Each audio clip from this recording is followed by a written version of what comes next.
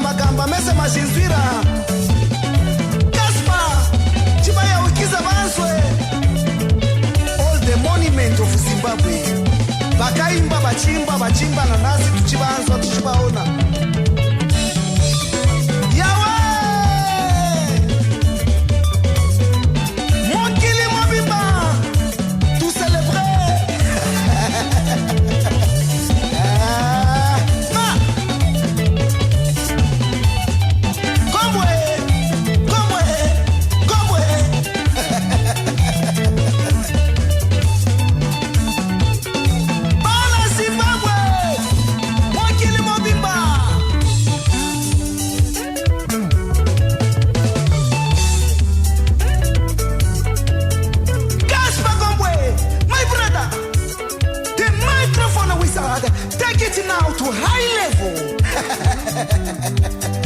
Mudala kutusa alintole paka etichi mesa de boss wera Zimbabwe tau tirima mutruto na studio jamue saundo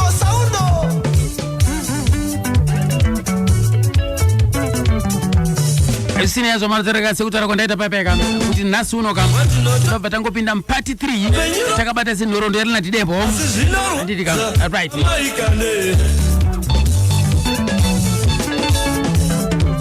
wati no torwa nenguva kuva penyura sare ronda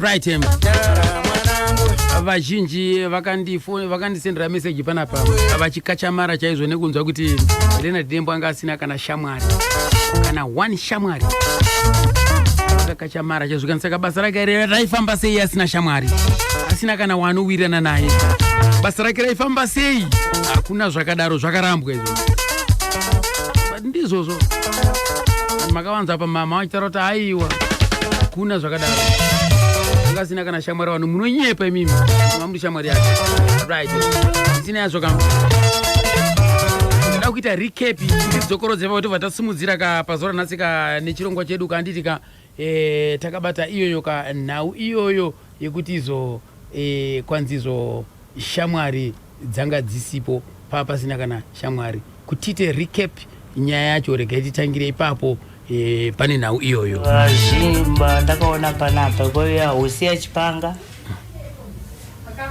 Micharo Jambo vamawanda vaiuya asi pamwe yogona kuuya ndisipo asi wamenye kuona achiuya wamenye zoti inenge shamwari yake pamoyo Micharo Jambo anga ari mwana wopano futi vaiuya vamwe vaiuya ndisipo ungozondoti adzi pauya vaimbi nembo yeruzino zvaramwana neruzvumu ndo semwe yandaitamba iyoyo paiti pakatangurira semwe iyoyo ndo basa inotamba kuti ndaitanga ndaikwanisa kuita zvaimwe mashura ndokabva ngozizvo kupeta makumbo chitida so chifamba nedaizo ndezvitezo zvezve saka every now and then pandaifana dembo papo nguva yaiti kana yasvika nguva yekutamba inei vanonodza that song iyoyo ndopera mastage ndotamba chaenda kwana gutu iri barura iyoyo nana Clementa kanonodza kwese kwana chatsi wezo gutu nadembo yo muri dancer webarura express yes pandakazobva ipapo manje ndinoba ndakazodi kana pandakazomwa approach nechiti mwangu ndasiyana nechata Kings ndokumbirawo rubatsiro hazvina mutorera nguva kuti aribatsire because angazi already munhu wangu anga auziva kuti ndimunhu akaita sei kwaari eti kuti vashokwadi dembo anga asina imwe shamwari then I was his best friend aifamba naye pese pataifamba taifamba tiri 2 ndini munhu wokutanga ndakaita witness yake kana pakanotenga imba kuchitungwiza eiyaya ndakaita witness imba yakatenga $20 ndichiri kutobemba mari $20 akaitenga nemari $20 you I remember izvozvo mukaisa signature ini ga tikaenda kuchitungwiza kuyo takandoradza imba yacho ndeishi tichizopedza kuti achitekete iyaiya pachizobuda namari dzina achitekete akatenga stand ishi yekubelvedere tikana tese futi anondiratidza mwangu panapa nepachapamba pedu pana svika imba yakuzotanga kuvakwa kuzodii zvemadhevelopments akaitwa ese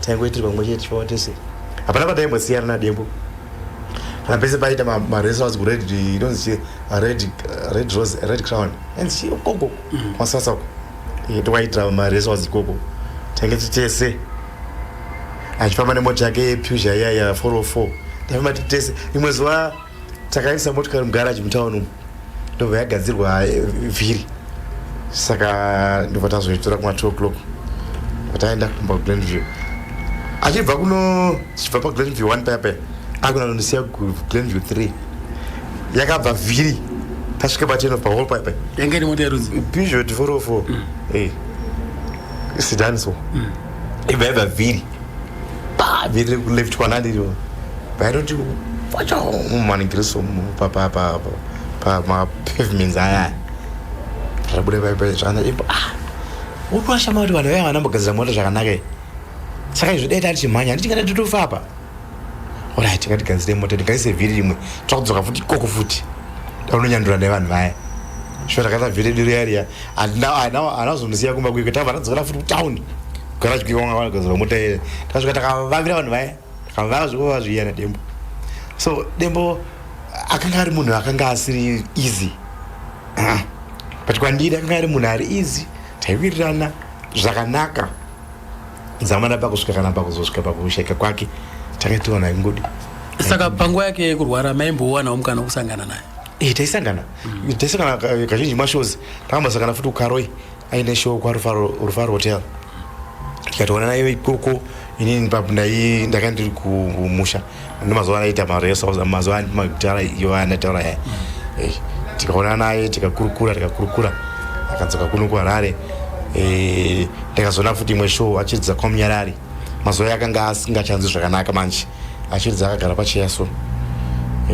ndakapinda mushow imomo ndakamirira pabreak ndikasvika pakuzoenda kuroom wanga ari panguva yekuzorora iyaye tikakurukura akatondiudza kuti mwangu zviri kundikurira izvinezvi zviri kundikurira handisi kunyatsonzwa miri yangu yeringe yari iri kusiya ndangoti nezviwa ndichinzotosaka ndakaona kuti hazviwa mwangu arwara angushingisana zvoti kuda mumwe musi zvadi mwari wagona kuti nzira dzisi zvikaita zvakanaka asi akanyatsokundiziva kuti handisi kuona ndichirarama nokuti miri wangu hausi kundiitira zvakanaka tikazoparadzana zvedu ndichienda kwandaenda yachingwedhokero nemashows ake kusvika achizoendeswa kuchipatara ichizonzwa kuti Dembo afa.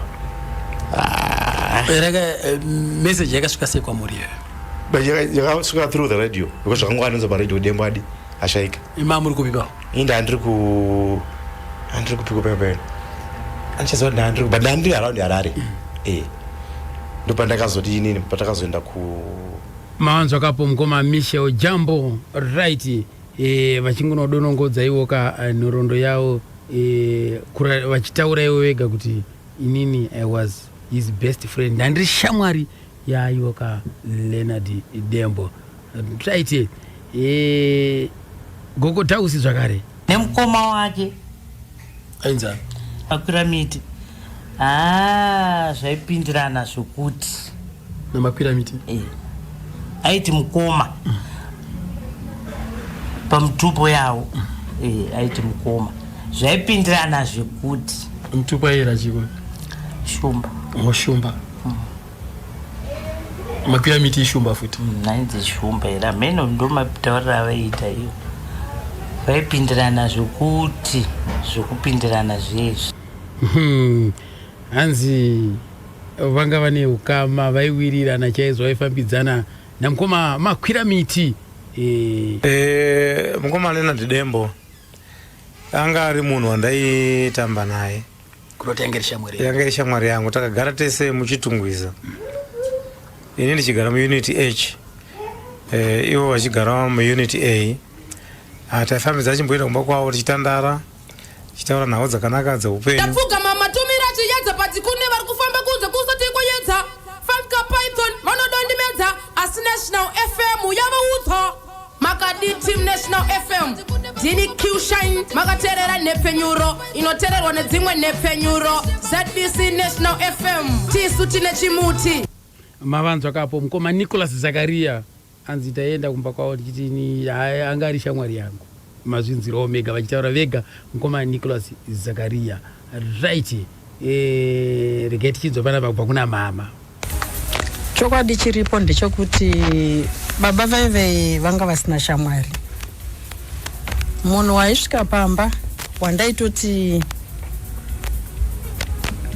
anosvika pamba vachitaura nyaya vachipinda mumba vachigara pasi ndaamutukudzi pamamizisenzi ese ndaamutukudzi mafriends chaivo kuti nditi pane friend yake ndingatonyepa hapana ane friend 1 ndofunga munhu yeye vakatamba naye vari vakomana anonzi Zuze anogara kuchitungwiza ndiye wati aimbouya tiri kuchitungwiza ndiye wandingatoti ndo shamwari yake but ndinoshamisika vanhu munhu nemunhu ari apa achitaura kuti Leonard ndainchimuziva Leonard shamwari yangu Leonard ndandiri manager waLeonard muri kunyeberwa aiwa kuna zvakadaro Leonard anambobvira akaita manager but vanhu vaiuya kwaari vaine chinangwa chokuziva kuti apa ndine urombo kutaura zvandiri kutaura vanhu vaiuya kwaari vachiedza kuda kuti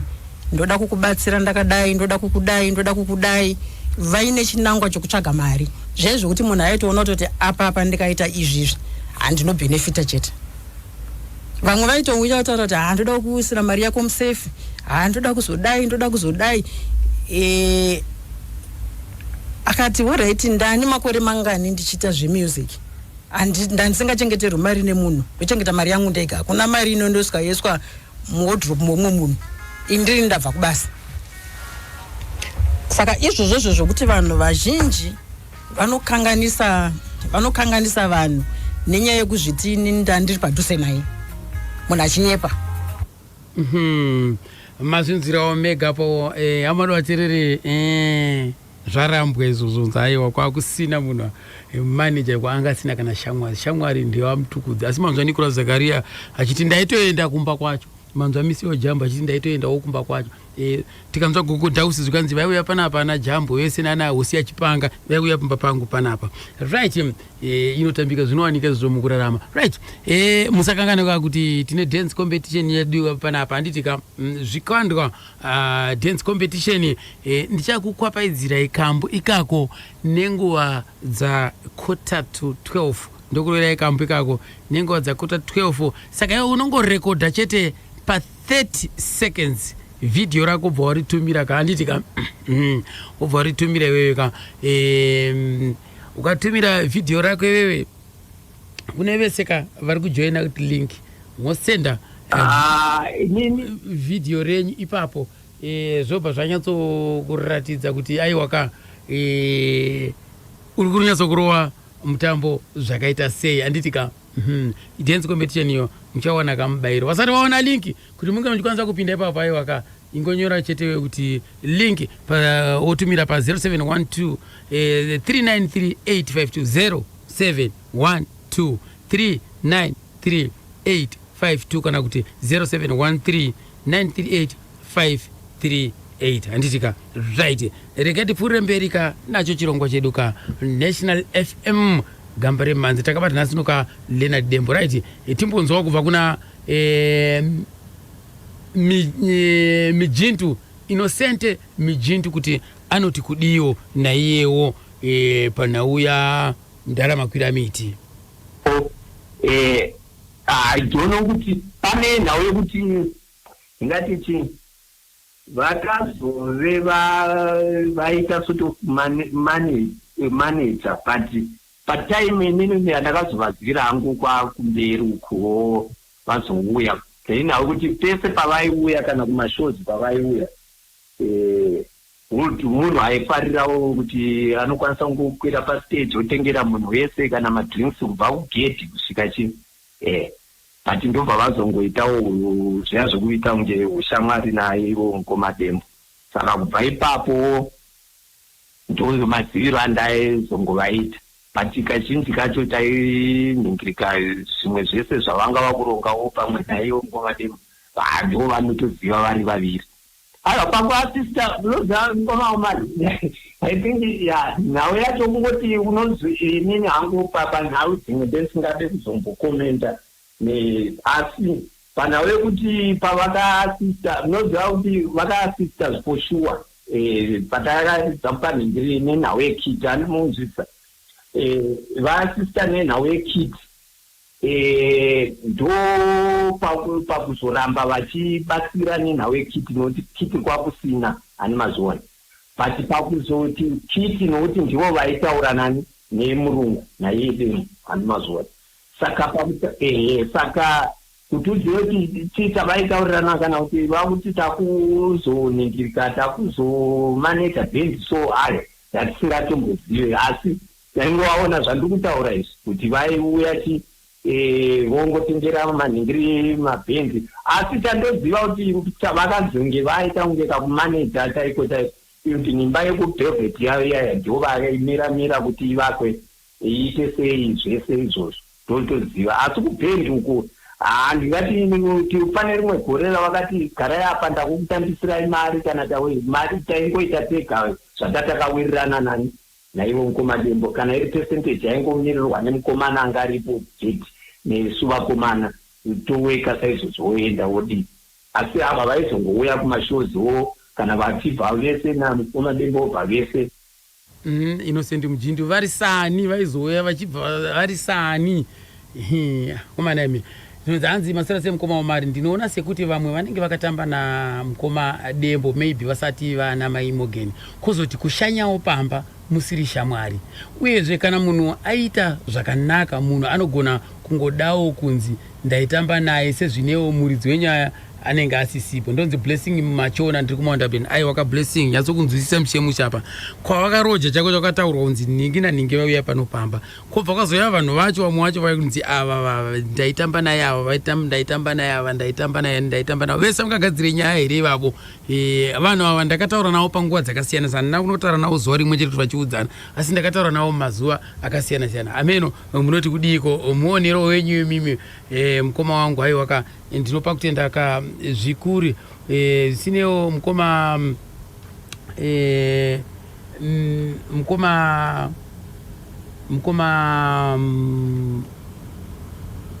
mukoma wangu ka Innocent Mijintu mabhama iparurawo zvakarapa mukati aiwa makwira muitima mumuzi warisamane 02.2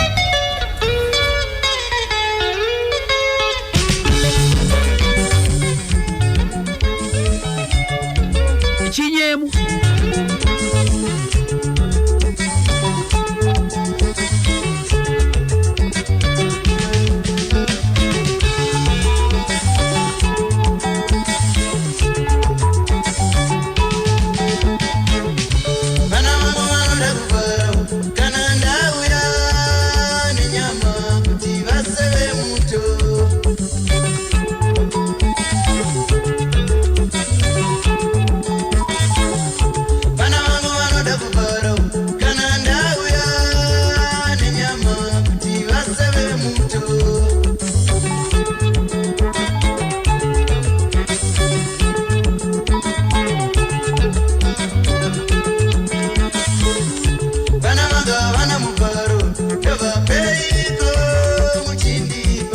rekaiti nzweka mukoma Jambo achitaura ka pamusoro pachitekete. Munhu akaridza chitekete kana kuti munhu akaridza album rese rachitekete Benji ndiye akaridza pana chitekete paipai. Ndo maziviro andinozviita inini because pandakazouya inini ndichibatsana naLeonard instrumento yange yaleiwa kudhara munhu akanga achiridza ipapo Benji ndiye anga aripo. Madrums ese akaridza ipapo naKidson Madzorere ndiye anga aripo madrums. That's my knowledge. Semaziviro andinoiva. Dembo ndaifamba naye zveini. Dembo ndaifamba naye angari shamwari yangu taigara nguva nenguva tese so handinyeberwe manje papapo. Handinyeberwe manje papapo ndakatozviona. Dembo ini ndini ndakatanga kuficha paalbum rake paakarekodha chitekete shure kunge aparadzana nevakomana veBarura Express vamwe vacho vakanga vaenda asara ari ega. Ndo paakanditi ainditi mukwasha maremedzi vataita kuti aifamba tese naDembo taigara tese kuarea kuno Dembo aigara ku1 kuendikira ku3 saka nguva nenguva taigara titese saka ndapakazoti no kwasha ndine nerecording ndinopedzisa kuisa mavocals kaita album nevakomana basa vakomana vamwe vakadii zvavo tangusana vaviri zvavo asi vamwe no chitekete ndakati handida kuvepo ipapo munokuita ningiri nenyu ndichiteererawo kuti zvifamba sei zvishoro bva taenda kurama kuya ndobva tatanga akutoimba ari mustudio achiimba saka ini ndakagara chiteerera ndobva ndamuti pane pandiri kunzwa pari kusaririra zvakanzi aiwa imi kana pane zvamene manzwa ingo yakuitesi muime zvamuri kunzwa izvozvo pandiri hana problem nazvo ndakati alright saka pana chinyemo paya aiwa pana chitekete chii chamakaitira pana chitekete pake zvaiso muiya pana chitekete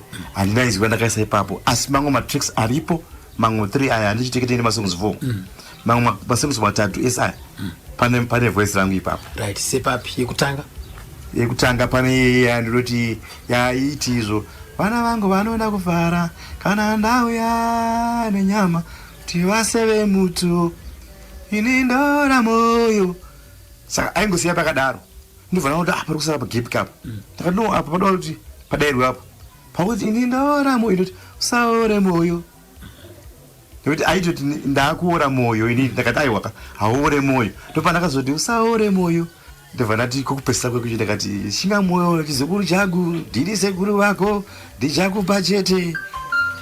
Kokupesisa kwekwi ndichedza kumushingisa kuti usahore moyo. Ndimwe chandakaita mabacking vocals iyoyo. Imwe futi ndakazoita mabacking vocals ndiye kuti sapedze nguva ushamwari taura nezvangu zvako uchazvironga riniko iwe. Ndimwe chifuti iyoyo. Papi makataura papi makaisa voice renyu papi pana chinyemu ipapo kuti sapedze nguva makaya voice renyu ndakapinda papi ipapo iwo kuti sapedze nguva ushamwari kutaura nezvangu zvako uchazvironga riniko iwe. Ivoice langu ndakaisa iroro kwese kwapa achitaura achimba nyaya yake uku ndibva ndazokuisa ivoice iroro uku. Right. Pamwe pacho ndiri kuti chimba ndikuti chiwo songo ya andichazivi kuti ndakari but masongo matatu andakaisa mazwi angu mbiri kana makateerera muchizonzwa kuti izuro jambo 3 masongo ndakaita kunze kwayo chitekete pacho zvendianisa kuti ndisina kubata nezvayo. So zvadaro manje taita chitekete yapera ndikapinda mundima yaurutudi yakatofamba zvakanaka.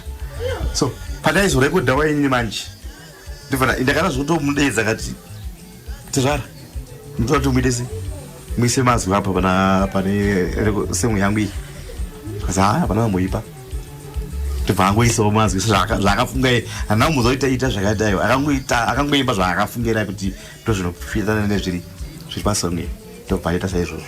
Iye akaita papi akaita pana Peshi akaimba wedre kuti ndavarana niko pasina anodida ndingavara seiko pasina anodida rudo runokosha ndipana rudo runokosha then kuzoya pana Peshi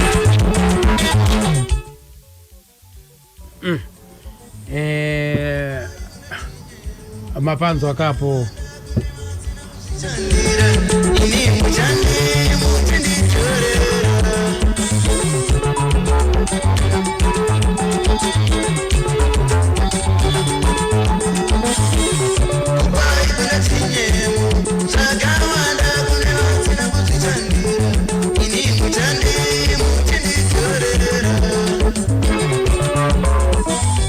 right. Regai ndizwe panapa pane kambo kacho kanonziko chinyemu kuti jambo wakafiche papi.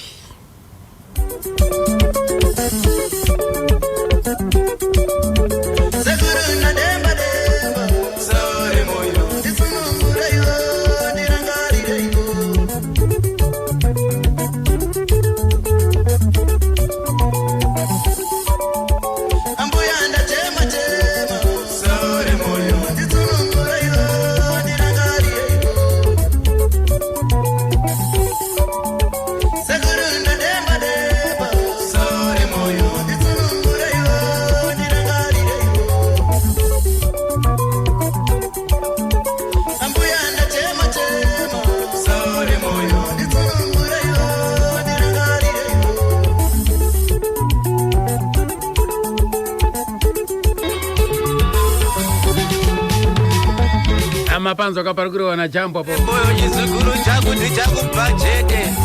Ndikize kuru wako ikaboyo. Mapanzo akapo pakafisa ka jambo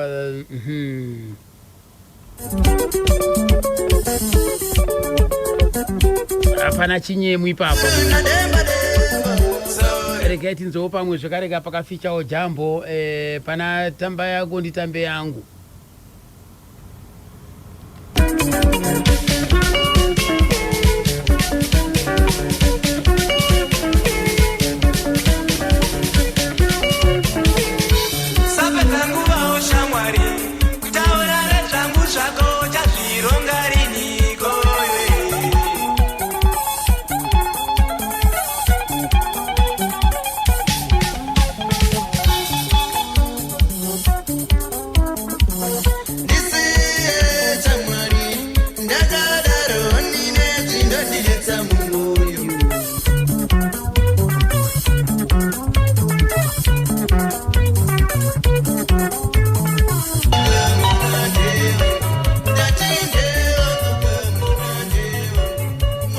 Right, kozoti imwe nhau inotaurika panapa hanzi Innocent Mujinto akaridza madrums pana mazano rikaiti nzeye Mujinto achipupura apa zvese takabata nhoroondo yaRinati Dembo saka tinoda kunzwa nese makafamba naRinati Dembo.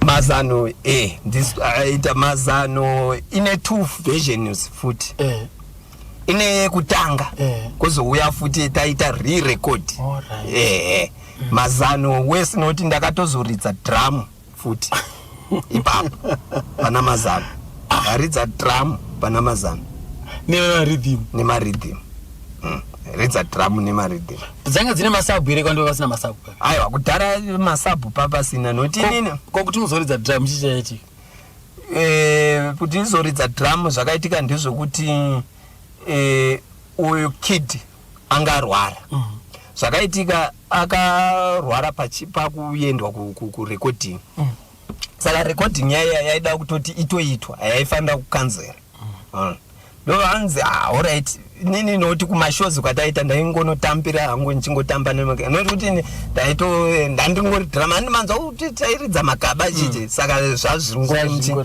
but atingatadze kupinda tingatadze kuita sei no plus ndondiona nichimborova zvangu kana practice room tichita sei achiridza manza ngonova madramu anorova Innocent anozona ndobva langoridzawo madrums bye mazano yayo ndobva yatoitwa riningiri ndobva yabuditswa ndobva larova uyo akatokundikana kutouya kuzoita se tozoridza madrums ndokubuda kwakaita chi mazano manzwa kapo kuti akaridza madrums asi regati nzwe panapa Roni Mudindo ari kuzviramba zvokuti akaridza pati Mujinto ari kuti pana mazano kwete pana chitekete. Mujinto akuti akaridza pana mazano arakuridza pana chitekete. Problemu dzevanhu vanhu vada kuzvipa credit nezvinhu zvavasina kuita. Uri kuona zvapana nesusu patakaridza kuna Tongai paipai anditi last album raichingwa rari Spencer ndiyakaridza bhesi pana mukati merima yai nemaridhi macho Tongai akaridza lead Paul akaridza madrum but ndiri umwe munhu ndova ngopa credit munhu anengaita zvinhu album rari mamasongs ese ndindakaridza paipai vana chingwa pai zvekuti ndiri umwe munhu nditoudza vanhu kuti vanhu vakawanda ndo ndindakaridza mukati merima but ndinoudza kuti aiwa handisiri ini ndispencer it's his credit ndoba akaita basa rake uri kuona saka vanhu vasanyepere vanhu Mujinto kana ari akaridza drum pipe ngaambogara padrum aite cover yeyo yemazano iyo kuti anoridza ere drum vanode kunyepera vanhu haasi Mujinto akaridza drum kupi Mujinto pa even chitekete asiri yakairidza zvaanoclaima zve terera nyangu panoita zvimaridhim zvake zvebarura zve panozvaridza zvimaridhim pipe unatsoona kuti chitekete vatoiburitsi chaizvo zvayaitwa neuya kuenda kwaJona Moyo uya ainzara chazotainzanisa rake but akatozoridza kuna Jona Moyo ndiye ndakaridza maridhim pipe bvunza Mitchell Jump anokudzai chokwadi but vanhu ngozipa credit isipo iye akaridza zvakanaka wani vanatokumbira kurarama ndiye akaridza iye tompo credit yake anonyeperere vanhu manzwa apo ka zviri kupikiswa izvo kana Roni Mudindo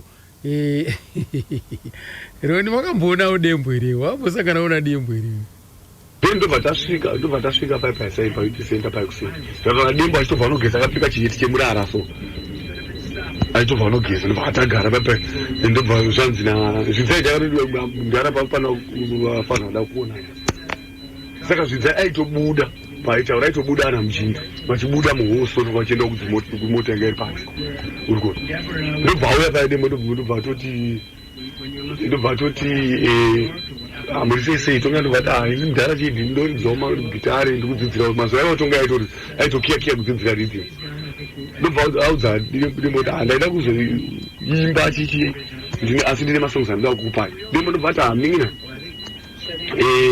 ini ndine masongs akawanda handi pamasvika vautodza ndichiimba ndichigezwa gosi takasvika chitoimba ringe laenda na chengeto iri chimwe chikora cha chengeto cha chengeto akasana tobuda nonga chiri ikombosa akati isongo yo yasana tomboere kuti akati inini ndine mabhuku nemasongs ndo create masongs every day saka uchizoda kuva muimbi aitsingi kana kuti uchikwanisa kutoita Leonard Dembo unofanirwa kugona kuzvidzira lead ndikuti ukwanise kucreate music yakaita seyangu uchizvimbira wega chengeta masongs ako uzozvimbira wega ndozvo advice atakapuwa naDembo ende ndo musi wega watakaona Dembo isi muupenyu hwedu natonga imwe kubva ipapo patinazombovira tasangana naDembo pondopananda kufamba natonga imwe everyday patinazombovira tasangana naDembo kusvika afa ipapo Dembo ndo paakatotaura akatoti handiti kuona mufana uyo abudapo toka yakati ndamuona panzi mfana yeye ndabva naye ku cross state ane hendi yakanaka seri paridhimu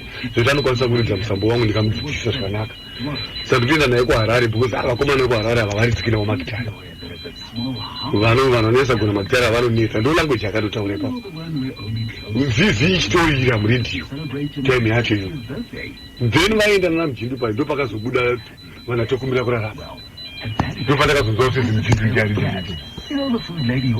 cheketeke yakanguri yakabudakana mapanzo apo kapo ndironi mudhindoyo wekuutakataka express former utakataka express bassist achingunotaura wapo right regai tinzwe panapa mukoma makwira miti vachisangana naLeonard Dembo kekutanga.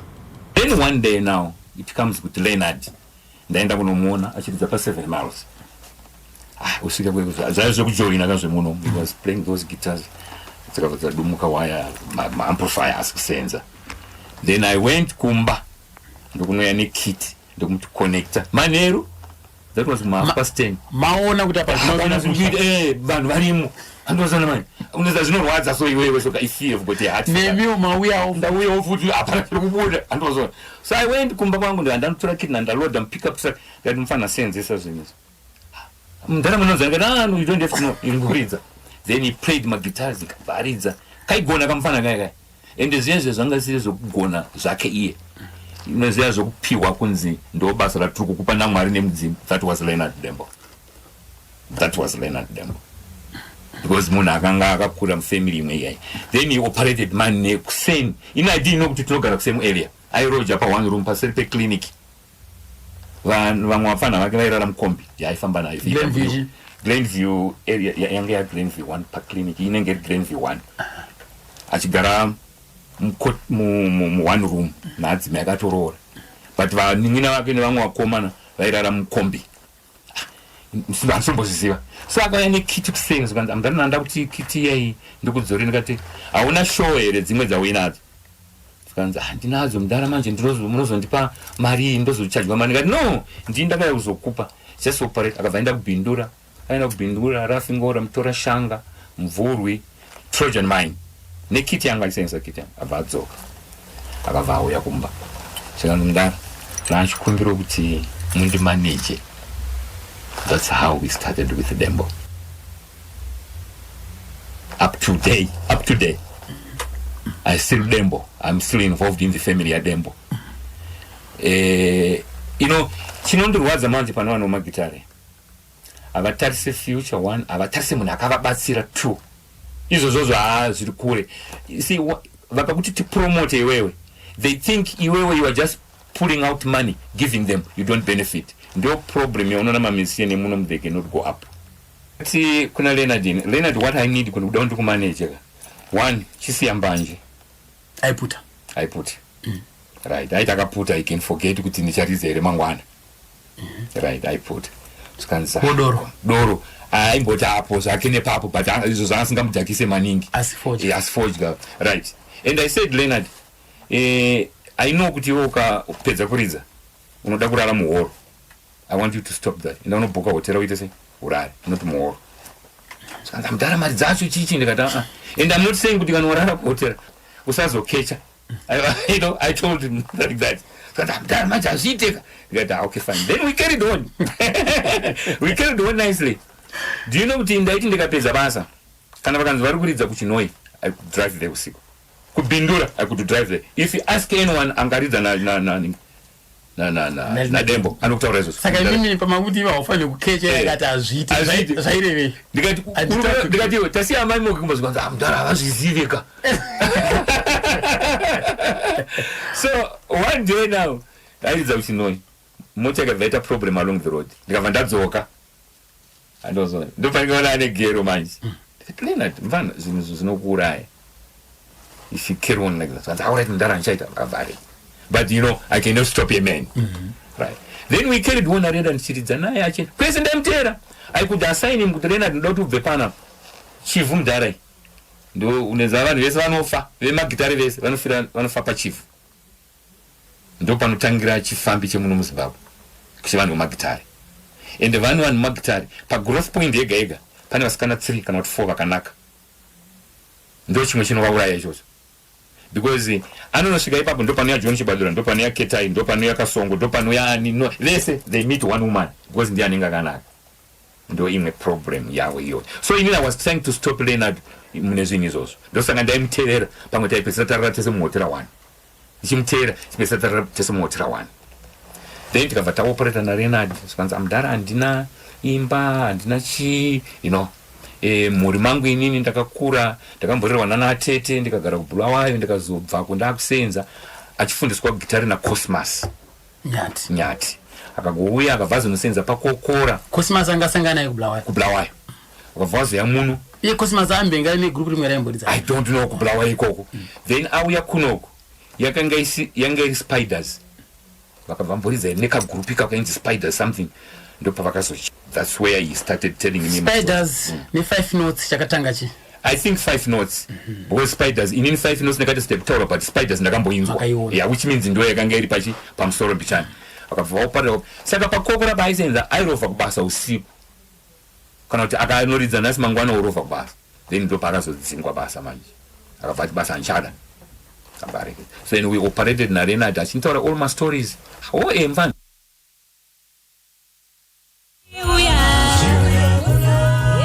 Chiuya mwari vanodana iwewe chitati chiuya kuno unzwe kuti shamwari ndakutodzokera kumba wena zvekumusha zvakuona izvo ko zvaita sei ndabirwa mari yese namatsotsi ari pabhazi apa ndingavatange shamwari dei zaka mai comrades ari padhuze vane musota manje naika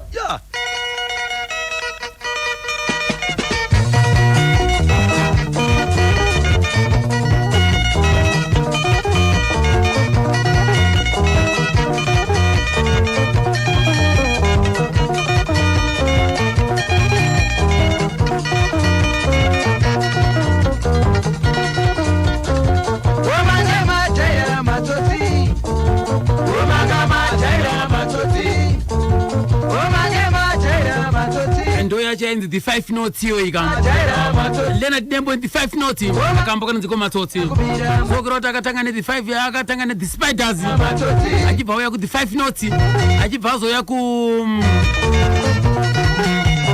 the Outsiders achibva azopedzisira kana Barura Express anditi kam right inzwa i sequence yacho the Spiders 5 notes Outsiders then Barura Express kana makuita nharo kumagrupu munyatsodzikaka munyatsokuziva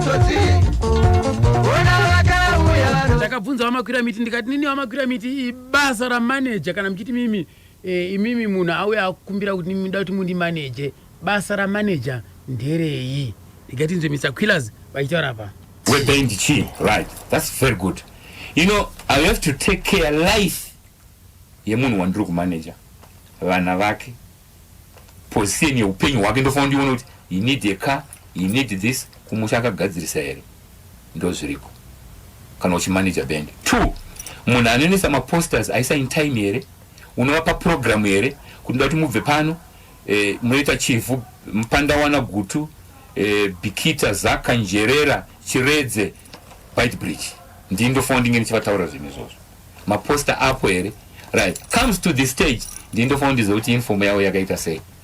That's the job of a manager, not for money kuti manager acontrol mari yokuti mari no ndo founding warfare yevanhu ivavo ndokumanager group. Musician wava nepfungwa dzekupinda mustudio nekukomboza nziyo chete ndo basa rake, kwete zvokuti mari yeuniform kuti stage no anofanira kuzongosvika pabasa zvinhu zvaapo. Kiti yatoiswa kudhara na4 o'clock chake arongosvika achishama. Inini ndakasvika ndototuma vafana ndatuma madriver ndoti vamana magadzisa zvine try yes okay fine ndakuenda kunotora murungu manje I'll drive my car ndoya naRenard. That's what it's supposed to be. That's how they do it in South Africa. Right. Saka variko mazuva ano vari kuzviita sei? No. You see, they are being cheated. I'm sorry to say that. Because promoter anongoya. Why can't promoter go and promote a band yaona kuchifu kadikidiki? Why sezva makaita imini kunhonga Leonard asina chaina. These guys, they are looking for Macheso. They are looking for this mfana anfeka ze amu yanozani ja pleasure. You know, my son likes him too much. Sulu, they are only looking for that. Why do we want to a question to them? Ndowe chete ere magrupe. Because and varongotendera ipapo. Right. I want to tell you something. Those guys, they are not supposed to play every weekend. If it was my law, they are more professional. They play twice a month. They have their money. Those guys, because they are professional. Oliver Mtukudzi cannot play every weekend. Night club vanoriza Oliver Mtukudzi pamunyarari dembo yeba kamfana kadikidiki kwa yafuti ipapo. Why? Oliver Mtukudzi afound out the education. Yes to, he has to peg himself kuti ndakuridzira this is standard. Not kuti disturb vana adiki. So that's what we are doing. So my promoters, man, promote vanhu vasina mari. Why? They are looking for money. They are not to promote sungura yedu muno Zimbabwe. Then they are not. Chinonzi vanoziva here. Avaziziva kupromote. Ano avaziziva. They are looking for money. Vanobva kupa motikari, vokupa zvese, zvakazoti. Iye wagara uinazo. Uinazo kudhara. Kiti wagara uinazo. Ende ukangopesana naye moto yangu ndakuida. You know. Enda kuruzemba. Unopika. Yes.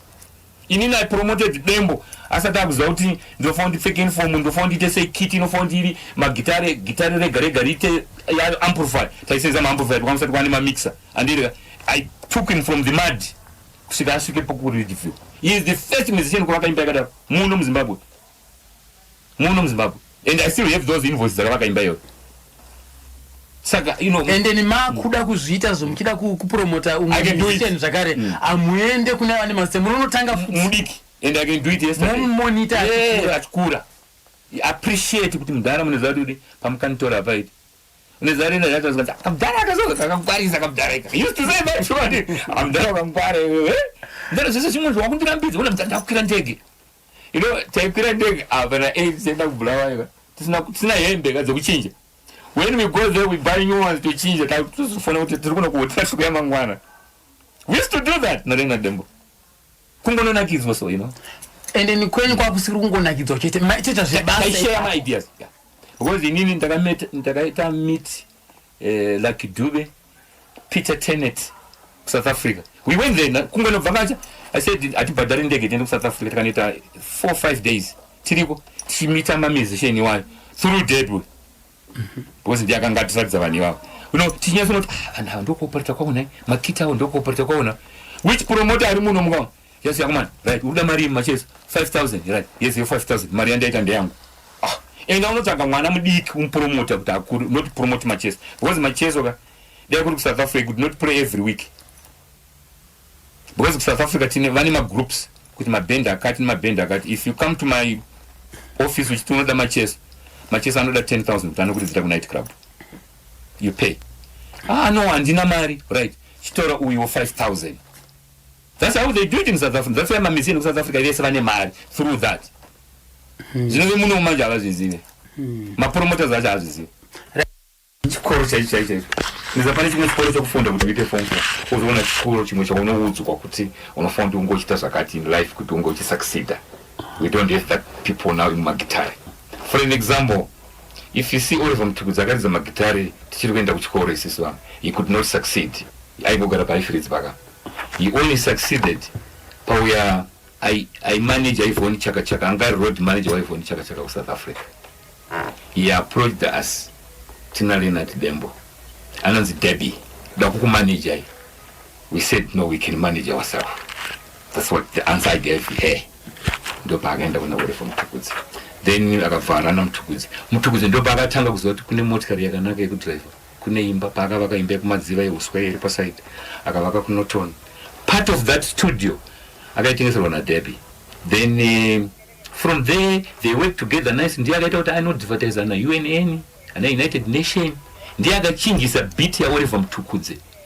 Debbie, she's very good, ndi engineer by profession wemagitari. Ndiye akachinjisa sound ya Oliver Mtukudzi. Why? So kanzi Oliver Mtukudzi kwatakuenda kuna UN na United Nations chichi varungu vanda kunotamba music but they cannot dance to it. Akabva achinjiswa kuti ite songe jazz like kuti varungu they can suit that. You see, that's being professional now. Wakudzwa munhu ari professional, you can make money kwese kwaunenge waenda, yet aimbeta mari chete muno kuti muZimbabwe. So he taught him that. So kumagitare kune problem. That man you mentioned, I know him very well, but you see, he cannot be helped. Ndiye akafundisa half of magitari ese ari muno vanhu vese. Why? Hakuna munhu wemagitari anoappreciata zvaaitirwa newe. Hakuna. There's nobody. Ipapo manje takanoreka tine chikoro cheform 4 neform 6, but takanoreka kuno, you know, the experience like unoziva driver iwe ukadrive waka you must go to Bulawayo unofanira kuti ukotsire kana driver achikudriva zvakanaka. If you don't sleep, driver here is not a driver. It's not a driver. So that's what we fail now kumagitari. You know, I'm more professional kumagitari. Inini I helped Mariel Sounds achitanga kuya muno with my kit. I was one of the first kit yakasenzeswa nana Eric Knight pana vachienda kunoita ma-private shows avo, ana Sams Banda, Joe Panganai, ana Peter Jones. They used my kit. It was Nakudzi Marudza. They were using, because Naganda imported kit of South Africa long back, but I was locked to Kumba. So I don't drink, I don't smoke, I didn't have church, but at the end of my guitar, I took my wife to the end of my guitar. I'm more interested in my guitar, but I've appreciated this Akabasiro. I hope you say Panga. And a video I saw in a jersey, in a skipper in my line so. I can go check good. I brought him here in Harare. When the guitar can have a mistake you have made. Unda tu wabasire rese. I helped them chapa kitiang. Pagango sumuka mbichana so. Akabaenda kwa mtare. Akavachinja my friends. You know that type of people. Those are ari. Saka mlorere kuti wose Chipanga. Imi makasangana naye sei. Chipanga he came here to Harare. Ndikavanda introduce na Dembo. Ndopa ndikatanga kumubatsira. Anga asina kana magitari. Ina ide full kit. Yasina kana kit. Anga asina. Asanga atanga kutsikisa. Ranga gore ribiro. I cannot remember very well. Right. Ndikauparita naye ndikasiyana naye ndikavandazomsiya. Kwakauya Mutongi Gava paga record yainza My Base. If you find it, that record yakanzi My Base yakazorekodwa negroup yainzi Africa Sound na Joseph Mutero. Ndini futi naye ndava pakiti. Achangobva kuzishavana. I helped him that. Pakaridza record ya My Base yakatonzi Africa Sound. I group yandikanga ndakaronga ini yafana vamwe vaigona kuridza magitari ndova ndikati ndinovaridze. Africa Sound. Yeah. Yanga iri based kupi? Ku Glenville. Oh, yeah. Wafana wa Africa Sounds waigara muno mu Glenville. Saka Joseph Mutero ndiye achibva kusiyana achiuya kuno. Takavata muindis kufuna Leonard. Kuti hana zvokusenzesa but anogona. We helped that guy. Then asumuka futi. He just went. Ndo pakazo he died agara kuchitungizere somewhere. Oh, akashakira agara kuchitungizera. Yeah. Same na uyu anzani uyu John Chibadura. Kuti aita acquire, he was the first man to acquire a good kit. It was through my hands. Because kwangu nemurungu ainzi Hastings, aisenzera company yanzi Mitchell Music, yegadzira magitari nema amplifier. Yanga iri yekupio? Muna Crystal. Muno mara. Yeah, muno mara, but mamizini wangu wasingaiziva because vai export of South Africa.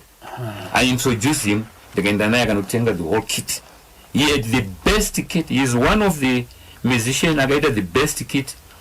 Kubva kunana Thomas Mapfuma na Oliver Mtukudzi. Ne PA yake it was the best. Ndiye the first guy to operate a remote guitar. John Chibadura. Yes. Raipinda naro mwana. Yes. Achitamba ka dance kaka. He is the first man. Muno Mzimbabwe. Kit yake was the best. because akanga yakagadzirwa muno local iyo inonzi Mitchell Music. It's an international company in South Africa, right? Tichioperate now.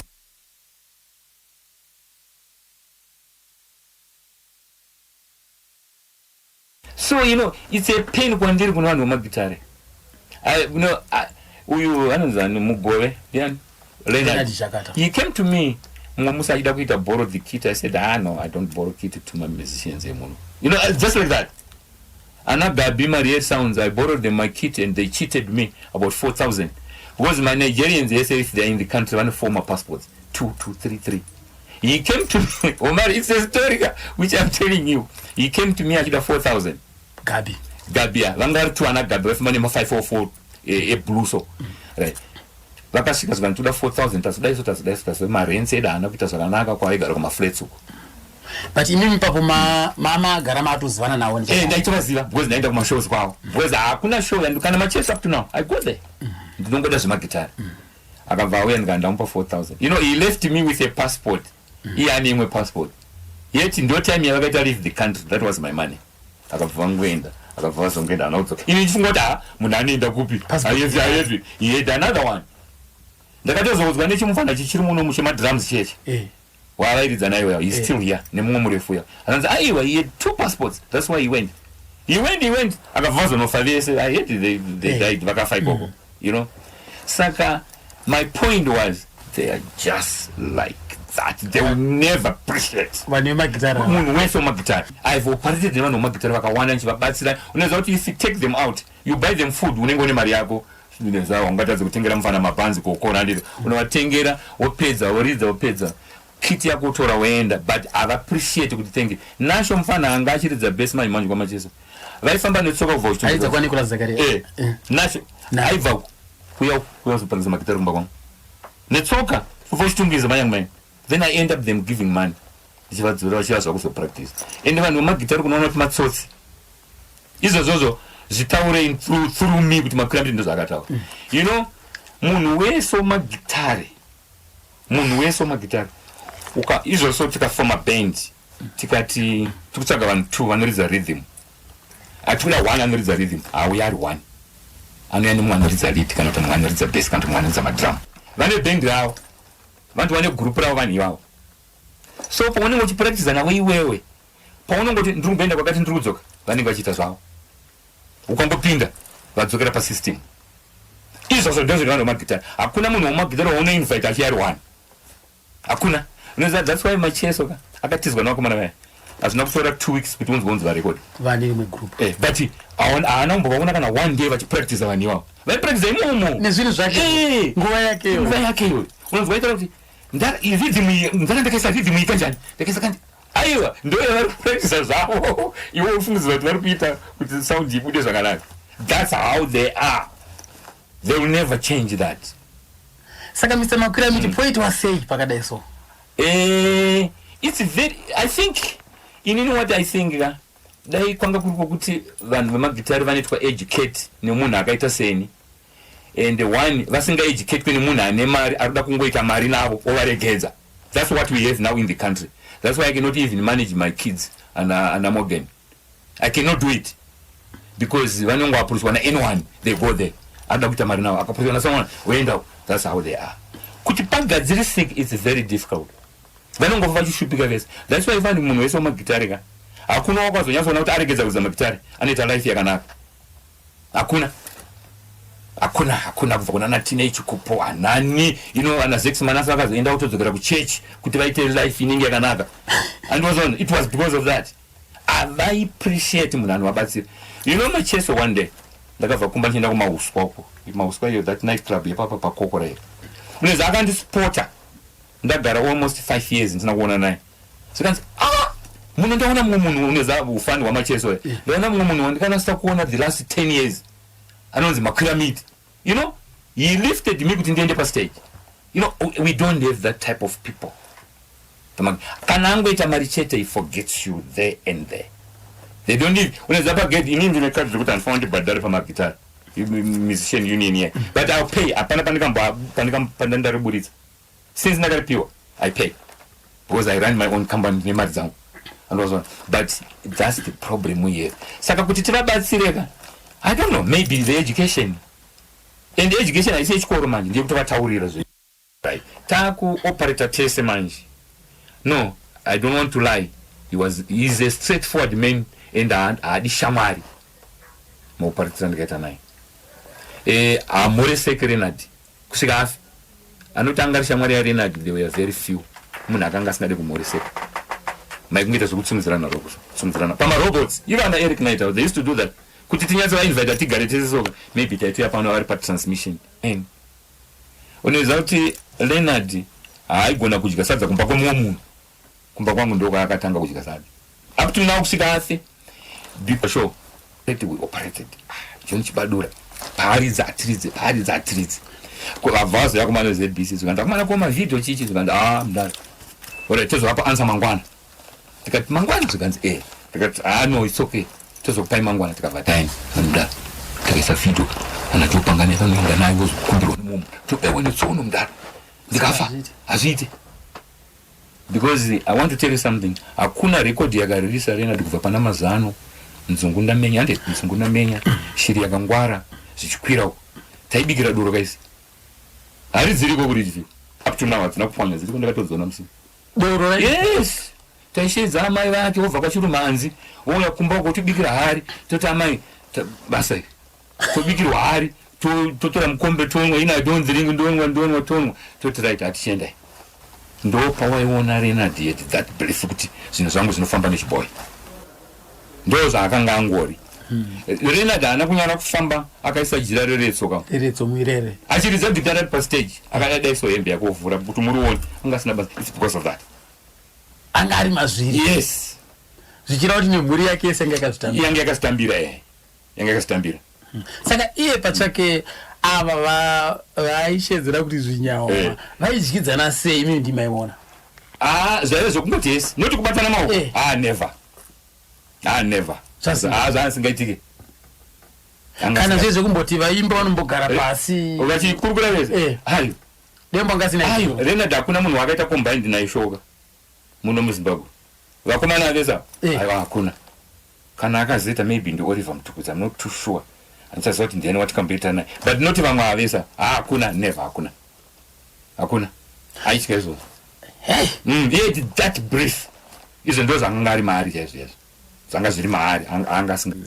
I remember Eric Knight mumsaka tanga tiri pamarobots muna Julius Nyene. Sakatamana ndimiriro. Sakanza Renard amdara driver mota ita tarisa upside. Tikataiwa rikatimira. Sakanza Eric iwe usaporisi ngoti misa mazisi kana ndina mdara wasinzoka. Record yangu anakuarika kuridza pa radio inositengesa ega. He said that in front of Eric Knight. Aita wewe usakati Aiwa, you can do it. You can do anything mwese. Noti kujoka. Ivi manje muri pa side kunyara uneza.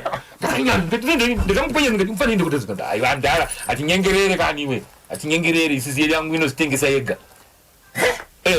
You could say that. I was straight Eric Knight uneza urika. Akadzoka reverse so ndakanyara msiwe. Ndandasanga na Eric Knight ngata Eric Knight musiyana naye mfana we. Ngana Eric Knight anibochinja maitira ndanga ndichiita. Akaudzwa pama robots muna Julius Nyerere. Ivi ndima makupani upita. Mfana ndozanza aiwa kana angu ndi misichi kumdala. Akadondita side. Because hakuna pandikafamba Renard driver mota. Anga singadi. Azimdala driver yo. Andiona mna nduti murisa vhara mawindo. Kaigara seat zokumotikari. Hakuna munhu akambeta ufriend naye kusvika ipapo kunze kwa Mitchell Jambo, because vakazombeta another record here vari kugwero, nziti gwero somewhere. This was gwero akambondara kuti akambeta imwe record so yakaisa voice kake iye. Ata anakaisa zokuenda kurai. Aiwa. You know, he was very good but he was not friendly kana usingamuzive. Ndo zvaanga akazvarwa ari. Wakamona ana adzimai yake nevana vake neni unotoona dembo. Muti Yesu oni. Ananguti alright, yes, kanjani. Pakazongoita umwe munhu chete kuti banana roso. Never. Do you know that anditi kana tiri pa stage tiza magitari, people get interested vachitengera makokora vachita sei hainwa Renard hanwe mbele chengeteswa mushonga ipapa musani mudhara musani ipa yafana magitari akanga ane that brief mudhara musani yaizara create apa mudhara mune mari imimi enda munotitengera unoziva ndaitoburuka pasi achika ndinotenga ndandomupa achinwe pade akazara paya airapa asi aiva mudhara musani mudhara ane mushonga atiswa mushonga vanhu vakati maka fanira ngari joni chibadhira kuno uchitungisa saka zvichira kuti nichibadhira akaenda nachibadhira vanga asingadi wonani ini naito zvaito munetsa kuti musaenda munotaura nazvo chibadhira naiti aiwa ingosiyana naye mudhara mushonga ndivanhu usinyauka hamuzivi umonda kutini aibva kataura kuti ndakakamvenda kunoona umonda kutini musati vaigara kuti variseko kakuzivi ndari muneswa mushonga mudhara ndaswa mushonga musati vatenda nawo aya saka vaprefuse no, that was a good young man. You know, I liked that man. Because isisuka pandiko operate Renard we had a policy yekuti a normal person you don't uri pabasa uende ku toilet ka 5. Saka noshinda ka 5 uri pabasa ukadhako. That was my policy now on the people on the stage. Saka taitika na tapa magitari, takuliza magitari. Because kana kuona Renard achiridza. Apana kuona mbona munhu anombosiya gitari achimanya ku toilet panga pasina. Pakusina izvo. Pakusina. Wauya kubasa. Wauya kubasa. Pa break it. Usati waenda pa stage. Unotanga waenda. So I had that policy now my system here kuti ndinyasa introduce kwavari kuti muzinzukise kuti muri mauya kubasa. We operate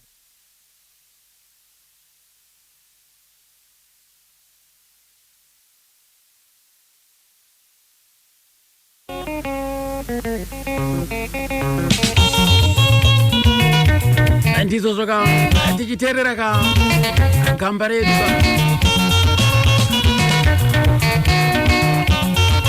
unofana kupinda kwana pachannel yedu hapana zvakawanda zviri kuitika pamakomenti enzari kuitika ipapo airtime dziri kuwinwa ipapo kuti unge uchipinda palink 0712393852 0712393852 kana kuti 0713938538 ndati tine dancing competition yedu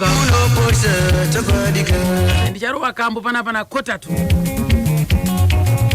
obva kota 12 obva warutambe wewe orekodha ka 30 seconds uchirova dance emhando pamusorosoro obva watumira iwewe nditika pamunogona kungozviwinirawo mari nemahampa t-shirts nemakepi mavhu nemarara vana vane mazita savadherere mani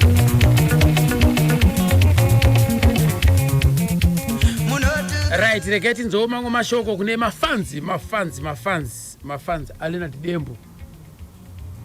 And also, one more thing I want to, I also once managed someone, gospel artist. I want you to understand kuti zvinoitika ndezvekuti sometimes chinotanga kubatsirana. Matanga kubatsirana, you end up create a relationship or a friendship. Create a friendship, normally what will happen ndezvekuti the artist aona rubatsiro rwaanenge achiwana from someone or from that person may end up saying amdhara ndokumbira kuti mundibatsire nekuti manager. I'm talking from experience. This happened to me personally as an individual. A certain artist takatotanga tichiwirirana zvazvo kuti tinongowirirana ndokubva tabatsirana ndichimbomuassistawo here and there, and he ended up saying no, mdhara ndokumbirawo kuti mundi manage. I ended up managing him, but not because we were we had a written contract. No, we never had a written contract.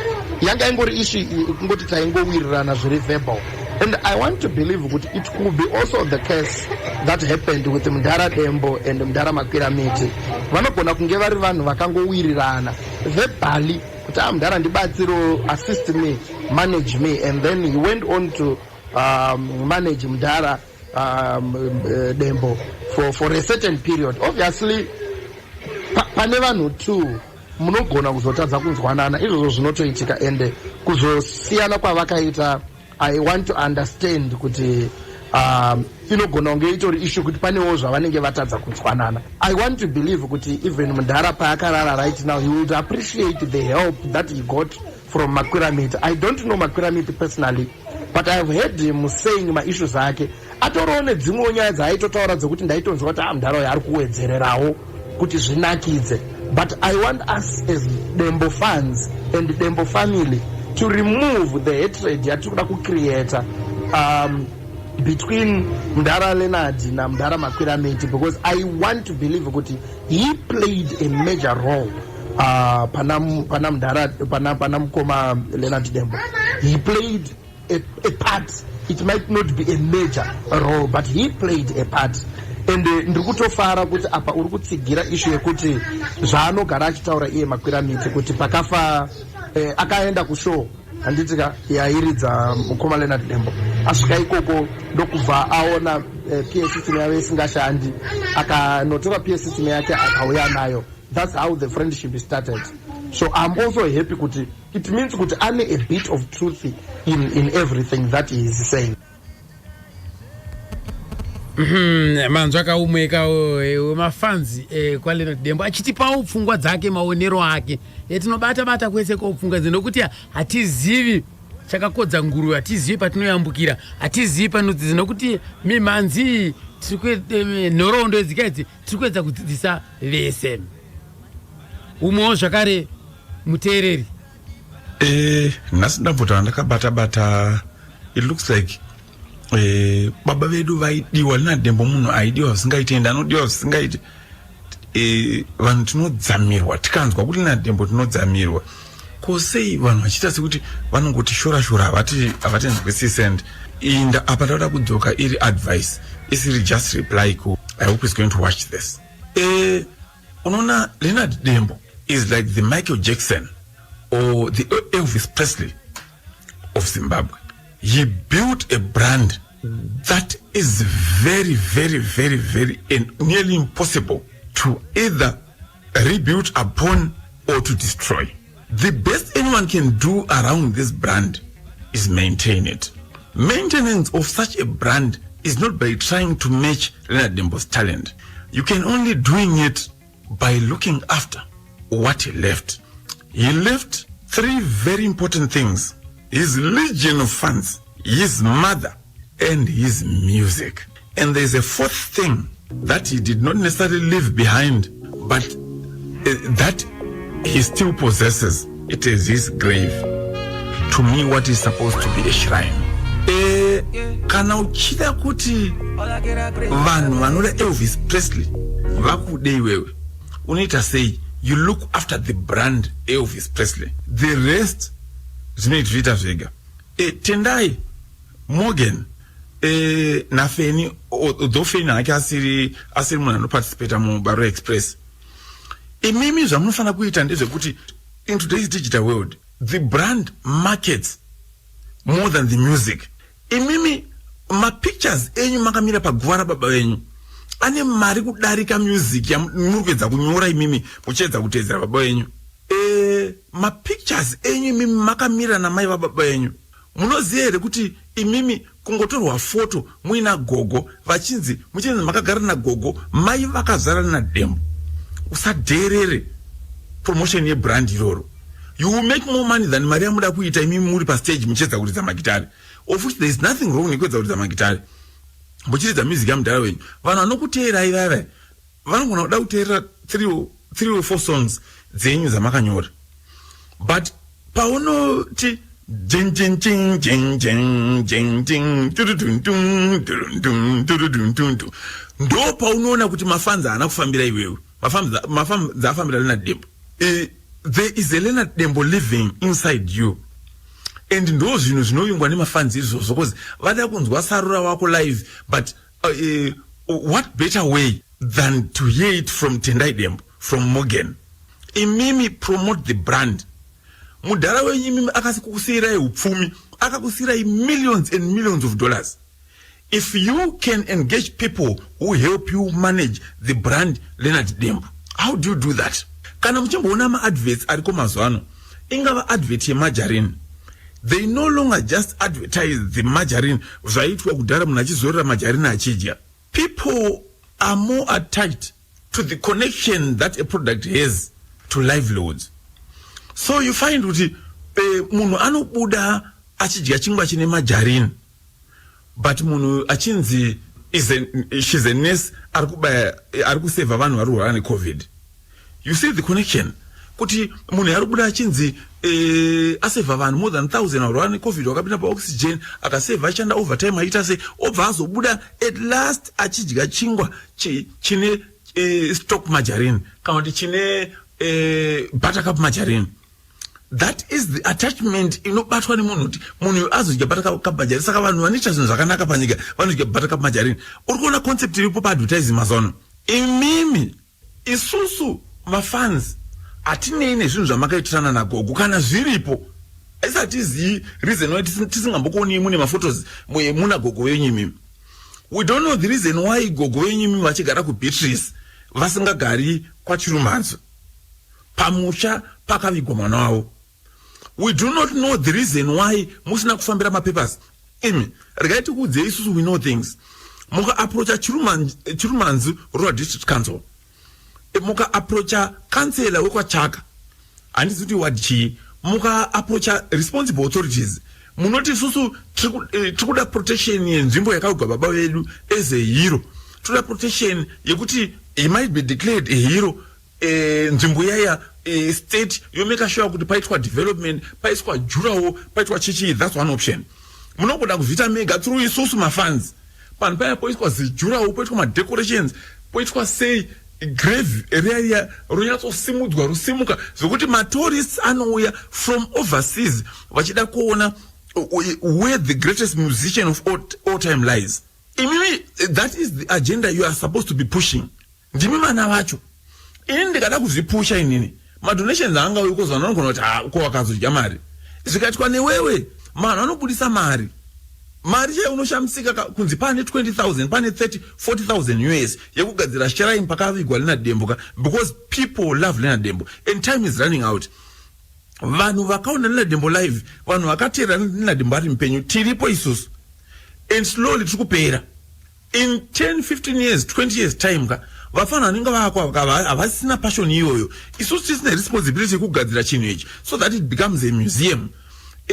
Totosika protection and funding national museums and monuments authority vanopindira kana paita initiative. Hamusi kuita izvozvo. Imi basa renyu nderekubvunza kuti kose vanhu vasingatidi kose muri kuitei about Leonard Dembo because isusu tinoona Leonard Dembo tinoda imimi by extension. Zvinhu izvozvo zvibatei. Isusu toda kuona makamira naGogo, toda kunzwa imimi, toda kuona makamira imimi namama. Mama tinovada isusu. Mukazi waLeonard Dembo unoona pane connection yacho. Toda maphotos yenyu makagara mama. Continue to create more connection between mafans aLeonard Dembo nezvinhu zvaakasiya. Muone zvazvinoita. Zvinhu zvinozviita zvega. Promote the brand. Musada kuita zvinhu zvekumanikidzira kuti vanhu vade imimi. Vanhu vanokudai by extension because vanoda Leonard Dembo. Itirai Leonard Dembo zvatinoda muone reward yatinodzorera.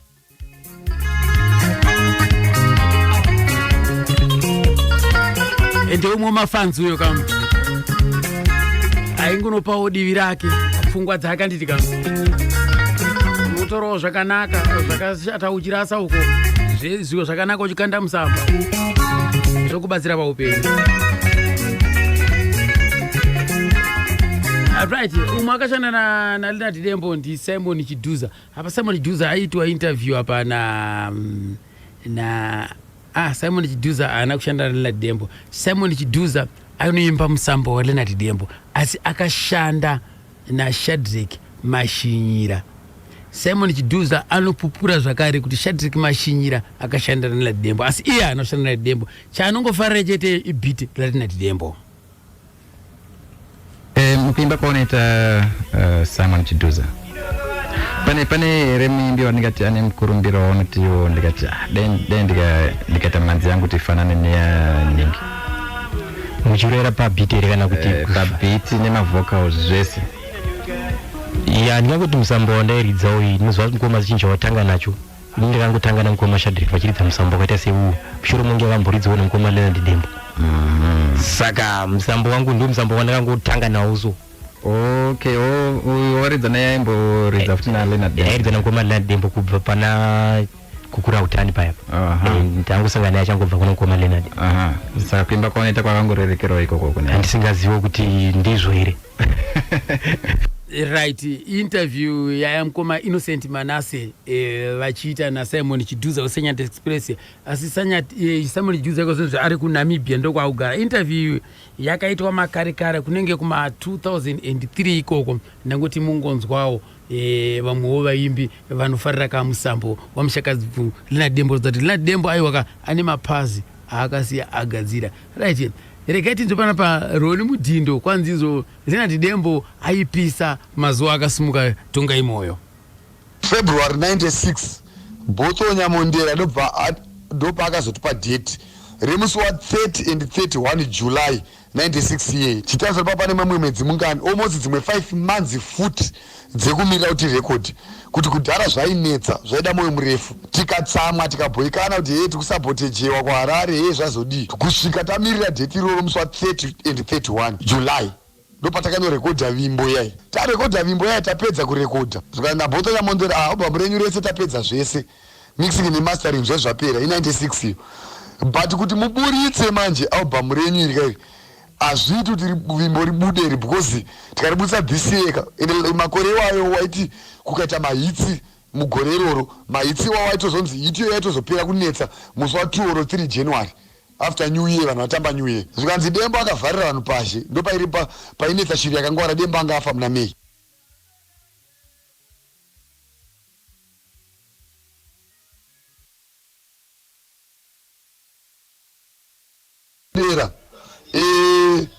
Atiburitse album iri muna February at least chivere cha Dembo chinenge chapera muvanhu vana kuda new Dembo ndo pakabuda chechete ende takaridzwa muradio zvatisina kana kumbovhera tanzwisa kuti chii chiri kuitika tisina kana mnatikuziva kuHarare takarira maradio matop 20 ende kuradio zvaive fair kuradio 2 vana Jopanganai vana Musavenga na Nyasha vana Mudhara Lawrence Zimbarashi vairidza music as it is kuti munhu agona komana ati muri angazviridziwe nyika inzwe kwakusina chikiribidi saka ini ndakafara chaizvo nezvakaitika ipapo madj aita zvinhu zviri 100% fair zvandiri kushuvira kuti dei zvadzuka muZimbabwe music industry from there ndo patakatanga kufamba nebhora rikabuda album redu mari yatakatanga kutora pana chechete takakwanisa kutenga instrument same year iroro mari yautis tikapata rekodha hurungudo ikabuda 97 iyoyo muna September tikanotora imwe mari muna February yahurungudo ndache tikatenga mota PG 720 vanoti zita time yacho ndo taifamba nayo chimwe chipick up so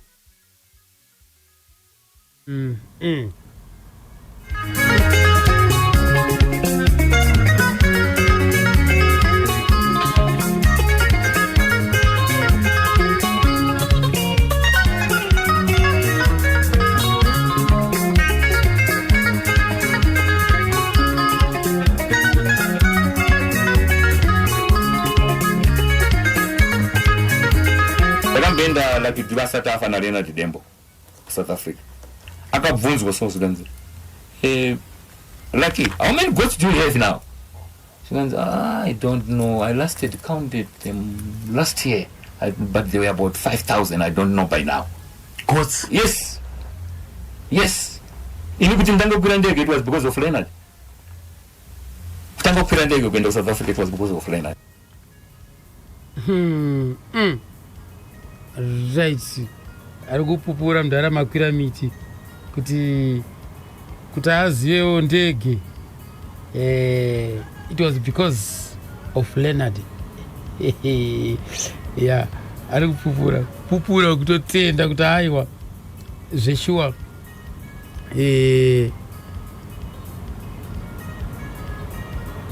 ndakakwira ndege nekuda kwaLeonard Dembo.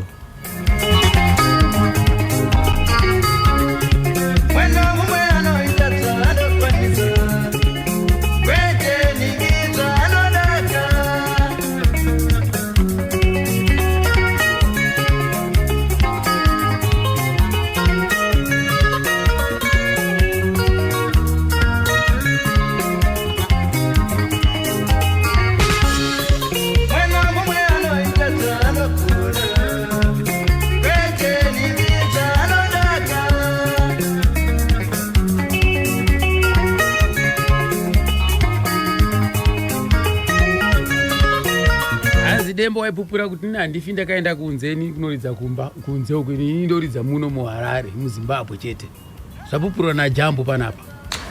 Dembo akanga ari munhu akanga asingamzwisike dembo kazhinji kana akanga asingazokutora mufananidzo zvezvo pictures changa asingadi ndakanga munhu akataura kuti handidi kuenda kunze kwenyika handidi nendavai akanga asingadi dembo akanga ari mumwe munhu different kana even show yakarongwa yakarongwa negrama yekunda kutoya ndo kuvenda South Africa dembo akaramba kuenda asi he was on program anga ari paprogram akaramba kuti handiendi zandiende kunze kwenyika ndinofira muno ndoridza muno chete yanga iri character yake iyoyo zvangari izvozvo asi Innocent Mujintu anopupurawo panapa kuti takanoridza kunze kwenyika Michel Jamba kuti akairamba kuti andiende Innocent Mujintu achipupura kuti takanoridza kunze kwenyika kufamba takafamba takaenda kuningire kuMozambique tikaenda kuMozambique tikazoenda kuSouth but kuSouth hatina kunoridza yedu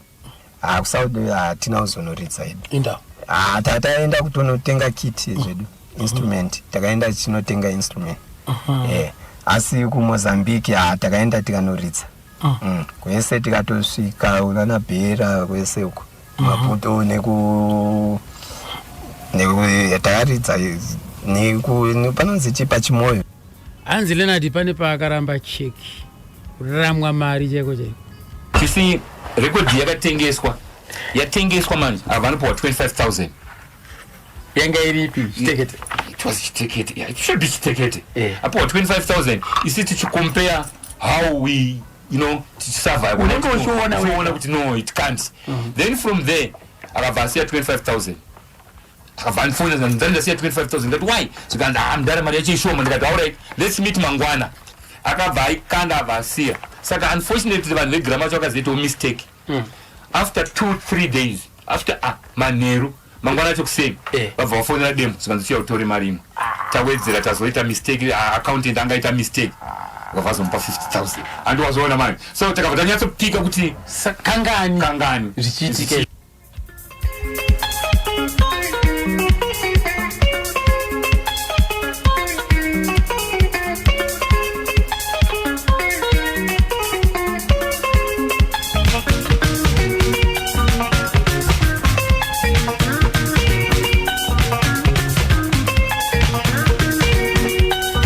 February 96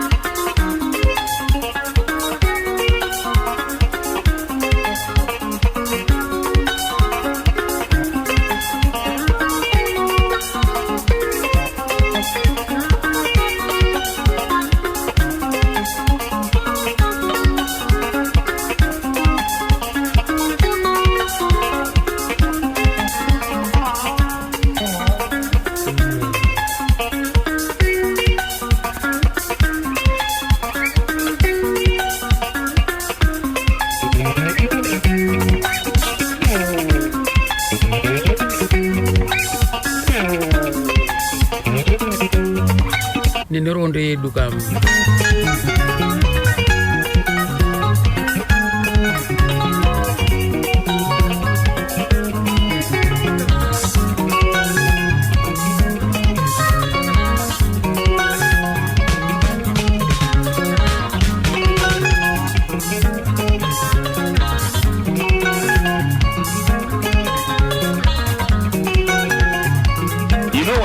ndakana kusaimba yekuregister number 1 Vickers Road mainvoice ndinawo Leonard Dembo ndini ndakatengera Leonard Cressida is the first musician kufamba nemota yakanaka muno muZimbabwe. Cressida akaitenga 25,000 motikari yakafira namudhara nyagumbo ye tatai achiroja kuti ndakatenga imba kuunit N isi vanhu havanyatsoziva chitekete it didn't do much money than mazano time iyoyo chitekete aipiwa 12.5%.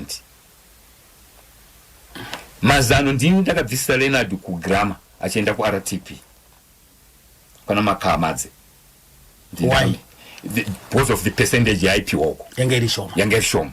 Then I said no, kana muchiri kumuda, pay him 22 or 18. But I know you can go anywhere where you want.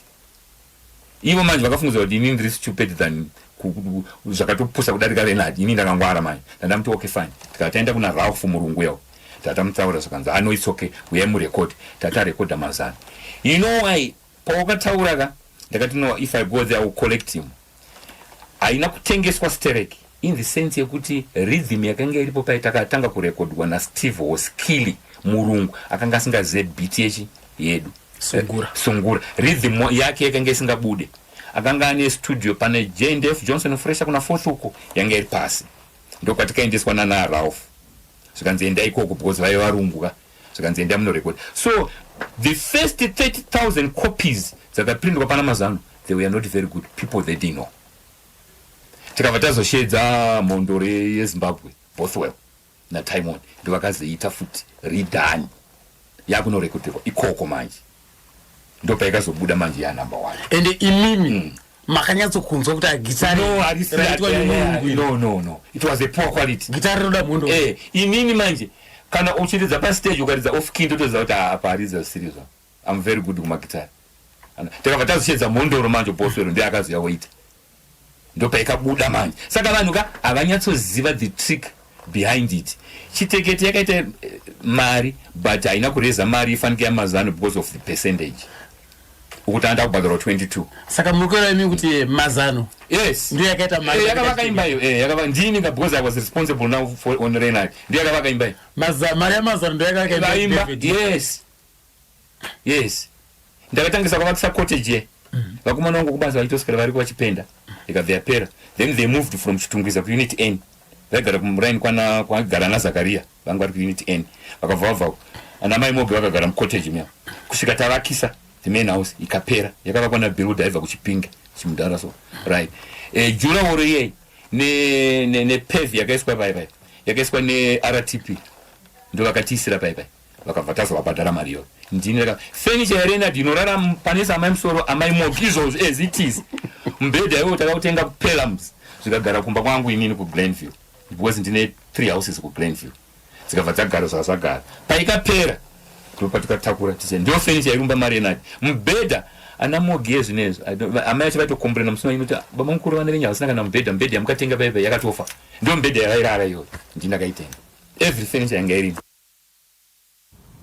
Aiwa iko zvamafana nge vane furniture dziri nani iwe ko zvinezvi izvezvi ndezvekare wamakwira miti zvakapera vanogona kunge vane zvimwe asi nhau inoitika manje ndeyekuti history hatichinje information nekuda kuti kwaane zvitsva iko zvinezvi zvitsva zvinouya asi history zvekare zvinofana kuramba zviripo chero pakashanduka iko zvinezvi tozotaura kuti sisi kuti pane zvashanduka zvakadai asi history remains. Handitika hatichinje history nhasi nekuda kuti kwaya zvakati aiwa hatichinje inoramba yakadaro.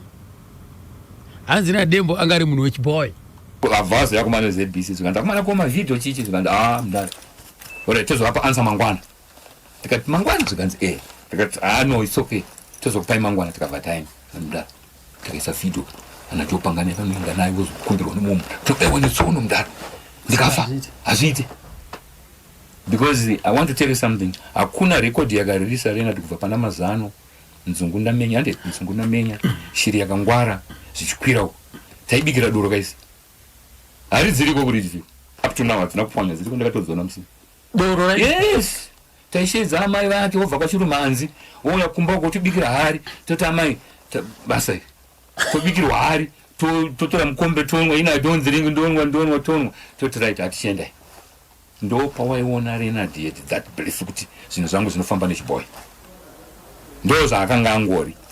Renard haana kunyanya kufamba akaisa jira reretso muirere achiridza gitara pa stage akadaiso hembe yakovhura kuti murione angasina basa. It's because of that anga ari mazviri. Yes zvichira kuti nemhuri yake yese yanga yakastambira saka iye pachake ava vaishedzera kuti zvinyawa vaidyidzana sei imimi ndimaiona zvaive zvokungoti yes noti kubatana maoko never zvasingaitike kana zvezve kumboti vaimba vanombogara pasi ukachikurukura vese hayo dembo ngasina hayo Renard hakuna munhu wakaita combined naishoka muno muZimbabwe vakomana vesa hayo hakuna kana akazeta maybe ndi Oliver Mtukudzi I'm not too sure andichaziva kuti ndiani watikamboita naye but not vamwe avesa hakuna never hakuna aityika izvozvo iye that brief izvo ndo zvanga ari maari chaizvo zvanga zviri maari anga asingadi right regai tinzwe panapa Goko ndakazombovabvunzawo futi pana nhau dzechikaranga idzodzo maiwe madonjevedzeretatakanga mazvokwadi vaitoti kana oda kuti tite zvechikaranga chababa vake wandidana mai uyai kana kuzonditora nemota ndenja undotenga zviye zvake zvomera pedza kutenga kudero utsvaka mugoma wake watenga hari dziya dzainzi dzinoikwa mumugwagwa dziya atenga wakatenga makati akanokwana 4 saka atenga kudero ini ndobika zvidoro zvangu ndakanyasa kuti moyo wangu wakati mbembe akuti haribikwi nemunhu unoti nga hazvigoni tobika opera muhararomo waiva nedzimwe maziziro aisvikigwa vachitova nemicheka uchiwa uchiti ge vachidzana mukati memba tichiuchirira ngimbira dzichiridziwa achita chikaranga chake zvopadapo akanga asingadarikiri apo ndipo akanga akabata chikaranga chacho baba vake akagadzira zvakanaka anakana kumboti pakaipa ndobaba hai asi taimbomuona iye waive nejira raifamba naro reretso reriye kureva kuti waisvikigwawo here ipapo ndipo ndisingazivi ndakangokarukapo ndavona kuti wakatenga zvinhu izvizvo asi zvangogara naiye zvanga zvisingagari nomwe nyangwe chandaziva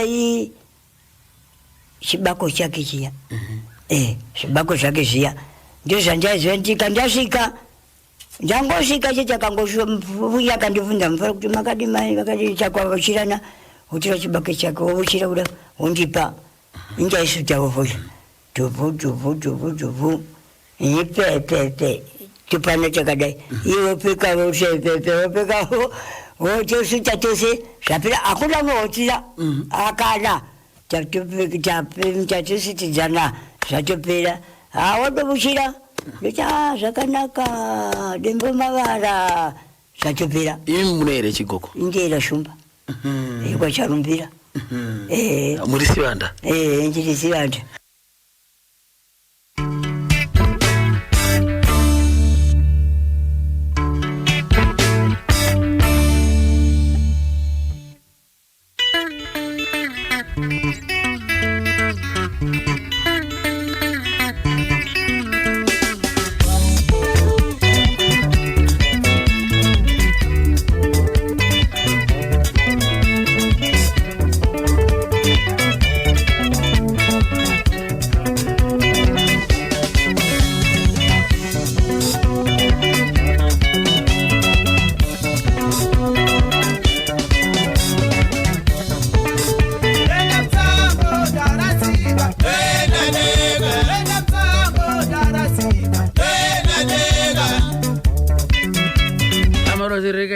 yakanaka chose kakutandara nemindo pakuti ndakazvikare kune vese vabatsiridza vamanzwa vachitaura pa vachibatsiridza vaita kuti chirongwa chinge chichifamba kusvika pachasvika pa ngatisanganei musi womuvhuro madeko ndiri kuona kana tete vangu avo mai Mapanda na mkosha wangu Victor Mapanda ipapo kapa Warren Park anzaiwa takachibata achimutu na mdara wangu ka Clifford Muruza kwese aiwaka hanzi takachibata achimurito pakuti ndakazvikuru nerutsigiro rwenyaya ndonzi necha driver raps nomari nichakusiyana ka muranzadzi vangu ndo muchafamba nawo nditika kunobata ka 3 o'clock ndoti Mwari wakuitirei zvakanaka inini tosangana muvhuro musi nenguva dza9 madeko kunobata 12 o'clock musakangana kuti tozobata futi zvakareka chimwe chikamu chenerondo yaLeonard Dembo ipapo ndatenda hangu nguva 12 o'clock.